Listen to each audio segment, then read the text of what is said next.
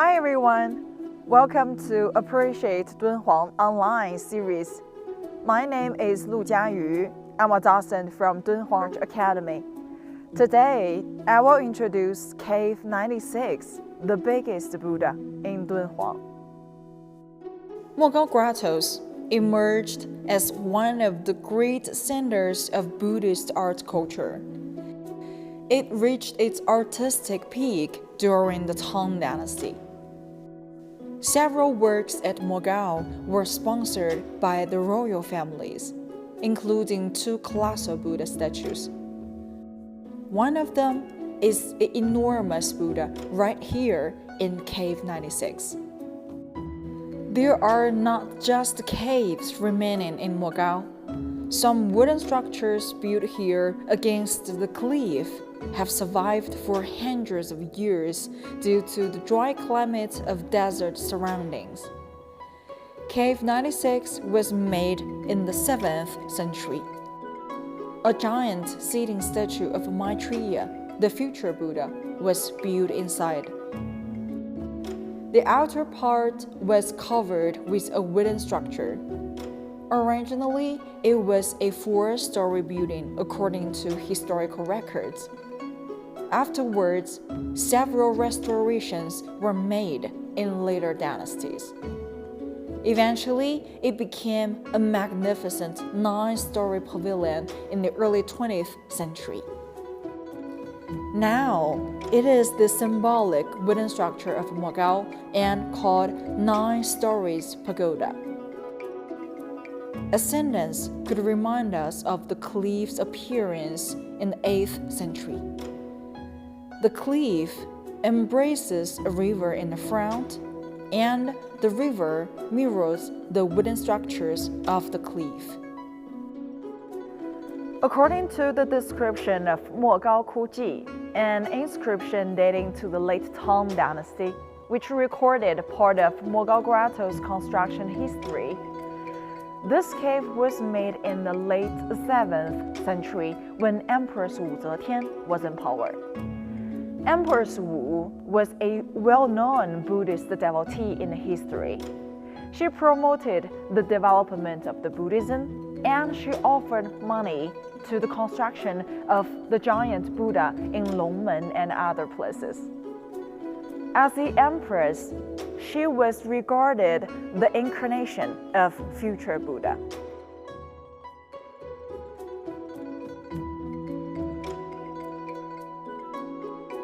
As Maitreya Sutra describes, there is a wonderful future world for Buddhists. The believers value the land's beauty and regard Maitreya Buddha's world as the Pure Land. There are many Maitreya statues and numerous wall paintings describing the Pure Land as well as secular lives in Mogao Grottos, such as people getting married at the age of 500.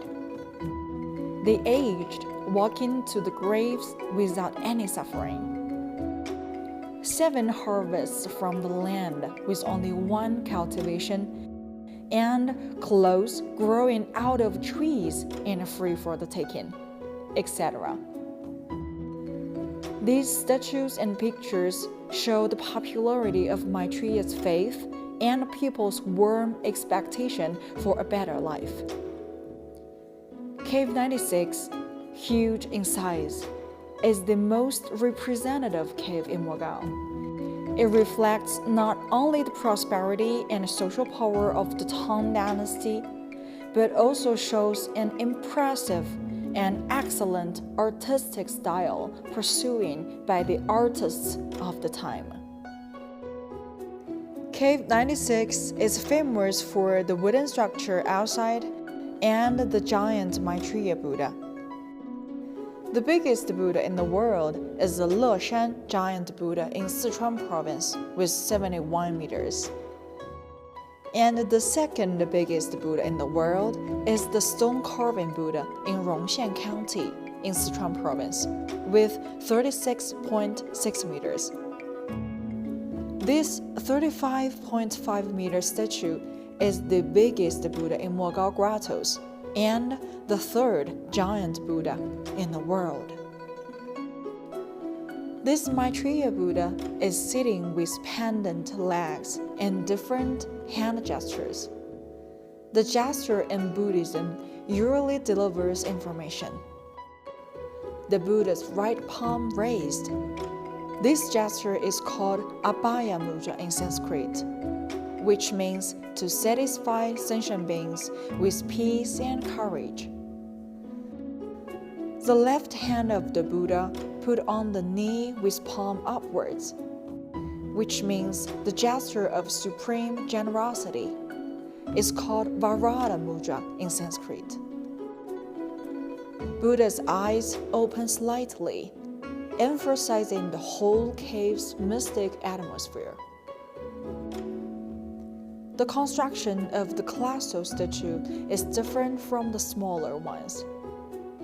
Firstly, roughly cut out the shape of the Buddha on the cliff. Then, clay was used to make it more detailed. Then, final decoration was done by color.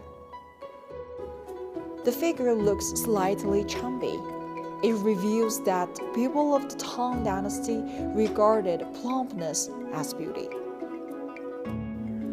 The 26 holes in the ground at the base of the statue shows the cave's construction history of 1,300 years. In 1999, archaeologists in Dunhuang Academy excavated the ruins in front of the cave and discovered the ground was 5 layers from the Tang Dynasty to the Republic of China. It proves that the renovating work on this cave has never stopped in the following dynasties. We can't help admiring the ancient artist's great wisdom and creativity whenever we stand here appreciating this considerable work. Well, this is the introduction of Cave 96. Thanks for watching. Bye-bye.